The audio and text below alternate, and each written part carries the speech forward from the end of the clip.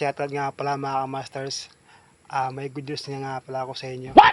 Kasi kanina mga masters, may nakasalubong akong babae. Hindi ko nga alam kung magtita ba sila o magkapatid. Hindi ko nga alam kung ano. Kilala ko. Sabi niya sa akin, hey Joe, ka-masters, Andres Vlog. Nagulat ako mga masters kasi kilala ko.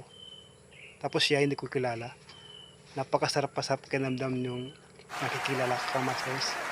Kaya sa lahat ng mga masters dyan na gustong maging katulad namin ng mga content creator, subukan nyo. Wala naman mawawala. Nice. Kasi napakasarap sa pakiramdam na makilala ka ng mga tao sa paligid mo.